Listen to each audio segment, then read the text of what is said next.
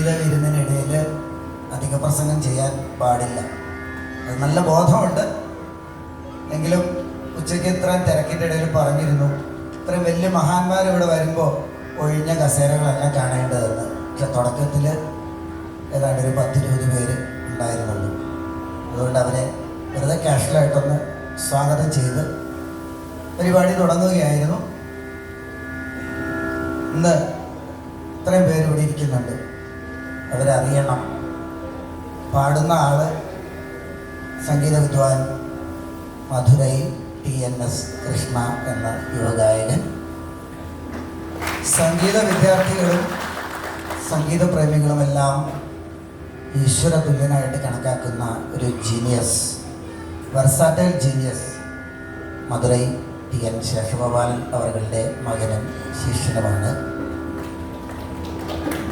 Semmangudi ശ്രീനിവാസയ്യരും Maharajapuram സന്താനവും DK ജയരാമനും അങ്ങനെയുള്ള മഹാപ്രതിഭകൾ അരങ്ങുവാണിരുന്ന കാലത്ത് ഏതാണ്ട് 10-22 വയസ്സുള്ള ശേഷഗോപാലൻ സാറ് രംഗത്തെത്തുകയും അദ്ദേഹത്തിൻ്റെ സമകാലികരായ പല ഗായകരെക്കാട്ടിലും എത്രയോ പടി ഉയരത്തിൽ ആ ദിവ്യ സംഗീതം ലോകമെമ്പാടും ആസ്വദിക്കുന്ന ഒരു തലത്തിലായിരുന്നു പിന്നീട് ആ വളർച്ച ഉണ്ടായത്. അതിന് സീരിയസ് ആയിട്ട് സംഗീതം കേൾക്കുന്ന പലരും അതിന് സാക്ഷികളാണ്. കാരണം 10-30 വർഷം മുമ്പ് ശേഷഗോപാലൻ സാറിൻ്റെ ഒരു കച്ചേരിയുണ്ട് എന്ന് കരുതിയാൽ സമീപ പ്രദേശങ്ങളിൽ നിന്നെല്ലാം എത്രയോ സംഗീതപ്രേമികൾ എന്ത് തിരക്കുണ്ടെങ്കിലും മാറ്റിവെച്ച് ആ ദിവ്യ സംഗീതം കേൾക്കുവാൻ ഓടിയെത്തിയിരുന്ന ഒരു കാലം ഞങ്ങളെല്ലാവരും ഓർക്കുന്നുണ്ട്. ഏതാണ്ട് ശേഷഗോപാലൻ സാറിൻ്റെയും സംഗീതജ്ഞ ശ്രീമതി സുധയുടെയും മകൻ ഏതാണ്ട് 3 വയസ്സിൽ തന്നെ എല്ലാ രാഗങ്ങളും തിരിച്ചറിഞ്ഞു തുടങ്ങി. തുടർന്ന് അച്ഛൻ്റെ ശിക്ഷണത്തിൽ സംഗീതം സീരിയസ് ആയിട്ട് പഠിച്ചു തുടങ്ങി. 9ാമത്തെ വയസ്സിൽ കുട്ടിയായിരുന്ന കൃഷ്ണ അരങ്ങേറ്റം നടത്തി. പിന്നീട് 10-20 കൊല്ലം അദ്ദേഹത്തിൻ്റെ പിതാവിൻ്റെ കൂടെ സഹഗായകനായും മുതിർന്നപ്പോൾ ഒരു സ്വതന്ത്ര സംഗീതജ്ഞനുമായിട്ട് ഇപ്പോൾ അച്ഛനെ പോലെ തന്നെ ലോകമെമ്പാടും അദ്ദേഹത്തിൻ്റെ സംഗീതം കേട്ടുകൊണ്ടിരിക്കുന്നു. വിദ്യാഭ്യാസപരമായിട്ട് മദ്രാസിൽ പ്രശസ്തമായ വെങ്കടേശ കോളേജിൽ നിന്നും ഇലക്ട്രോണിക്സ് എഞ്ചിനീയറിംഗ് പാസ്സായ ശേഷം അതിമിടുക്കന്മാർ കടന്നു ചെല്ലുന്ന ലക്നൗ IIM-ൽ നിന്നും MBA പാസ്സായിട്ടുണ്ട്. ഇപ്പോൾ കോഗ്നിക്സ് ആൻഡ് ടെക്നോളജീസിൽ ഒരു ഉയർന്ന പദവി വഹിക്കുകയാണ് അദ്ദേഹം. ഇത്രയും അക്കാദമിക് തലങ്ങളും വലിയ ഉദ്യോഗമൊക്കെ ഉണ്ടെങ്കിലും അച്ഛനും മുത്തശ്ശിയും അമ്മയും ഒക്കെ പകർന്നു നൽകിയ സംഗീതം കൂടെ കൊണ്ടു നടന്നുകൊണ്ട് ആകാശവാണിയുടെ A ഗ്രേഡ് കലാകാരനായിട്ടും തിരഞ്ഞെടുക്കപ്പെട്ടിട്ടുണ്ട്. ഈ വർഷം മദിരാശി മ്യൂസിക് അക്കാദമിയിൽ കഴിഞ്ഞ ഡിസംബർ സീസണിൽ ബെസ്റ്റ് സീനിയർ കോൺസേർട്ട് എന്ന അവാർഡ് അദ്ദേഹത്തിൻ്റെ കച്ചേരിക്കായിരുന്നു.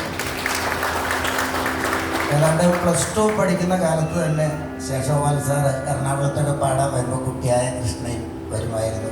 10-25 കൊല്ലം മുമ്പ് തന്നെ അദ്ദേഹത്തിൻ്റെ പ്രതിഭ കണ്ടു തുടങ്ങിയതാണ്. കഴിഞ്ഞ 2 ആഴ്ച മുമ്പ് എൻ്റെ തൃപ്പൂണിത്തുറയിൽ സാറ് വന്നപ്പോൾ കൃഷ്ണയെ അദൃശ്യമായിട്ട് കാണാൻ സാധിച്ചു.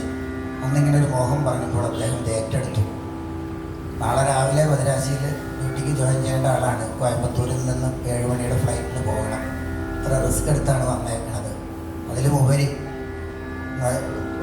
ഞങ്ങൾ സാധാരണ സംഘാടകരെ ശ്രുതി വിളിച്ച് ചോദിക്കാറുണ്ട് തലേ ദിവസം.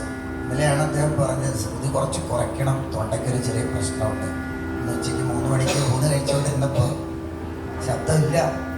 വേണ്ടി വന്നാൽ 1-2 പാട്ട് കഴിഞ്ഞാൽ അനൗൺസ് ചെയ്തിട്ട് അജയ് കൊണ്ട് സോളോ ചെയ്യിക്കാമെന്ന് പറഞ്ഞു. പക്ഷേ ദേവി അദ്ദേഹത്തെ പാടിച്ചു, തൊണ്ട തുറന്ന് കിട്ടി. എത്ര മനോഹരമായിട്ട് അദ്ദേഹം പാടുന്നു. അദ്ദേഹത്തിൻ്റെ സംഗീത ജീവിതത്തിൽ എല്ലാ നന്മകളും ഉണ്ടാകട്ടെ എന്ന് പ്രാർത്ഥിച്ചുകൊണ്ട് സംഗീത കച്ചേരി തുടരുവാൻ അദ്ദേഹത്തോട് അഭ്യർത്ഥിക്കുന്നു. വയലിൻ ശ്രീ എടപ്പള്ളി അജിത്ത്, നമ്മുടെ തൊട്ടടുത്തുള്ള എടപ്പള്ളിക്കാരനാണ്. നെടുമങ്ങാട് ശിവാനന്ദൻ സാർ, അത് എടപ്പള്ളി അനിൽരാജ്, പിന്നീട് നെടുമങ്ങാട് ശിവാനന്ദൻ സാറുമാണ് അദ്ദേഹത്തെ പഠിപ്പിച്ചത്. RLB കോളേജിൽ നിന്നും മഹാരാജാസ് കോളേജിൽ നിന്നുമെല്ലാം ബിരുദവും ബിരുദാനന്തര ബിരുദവും നേടിയിട്ടുള്ള അജിത്ത് ഇന്ന് ഇന്ത്യയിലെ ഒരു നമ്പർ 1 വയലിനിസ്റ്റ് തന്നെയാണ്. എല്ലാ കലാകാരന്മാരും കേരളത്തിൽ എത്തുമ്പോൾ ആദ്യം ഇടപ്പിലയത്തിന് കിട്ടുമോ എന്ന് ചോദിക്കും. കാരണം അത്രത്തോളം എല്ലാ കീർത്തനങ്ങളുടെയും സാഹിത്യവും നൊട്ടേഷനും അദ്ദേഹം മനഃപ്പാഠം ചെയ്ത് വെച്ചിട്ടുണ്ട്. ടോപ്പ് റാങ്ക് ആർട്ടിസ്റ്റ് കൂടിയാണ്. അദ്ദേഹത്തിന് ഇന്നത്തെ വേദിയിലേക്ക് ഹാർദവമായ സ്വാഗതം. ഇവിടെ ആദ്യമായിട്ടാണ് അദ്ദേഹം വരുന്നത്. ഇതിനു മുമ്പ് സ്വർണ്ണത്തോണിയിലൊക്കെ വന്നിട്ടുണ്ട്. എങ്കിലും വളരെ സന്തോഷം. ശ്രീ അജിത്ത്. മൃദംഗം ശ്രീ കൊച്ചി ബാലകൃഷ്ണ കമ്മത്ത്. കൊച്ചി നാരായണ ഗോവിന്ദ ശർമ്മ എന്ന നല്ല മാഷിൻ്റെ ശിക്ഷണം മൃദംഗം പഠിച്ചു തുടങ്ങി. മൃദംഗ വാദനക്കലയുടെ പ്രത്യക്ഷ ദൈവം പാലക്കാട് മണിയരുടെ മകൻ രാജാമണി സാറിൻ്റെ പ്രിയ ശിഷ്യനാണ്.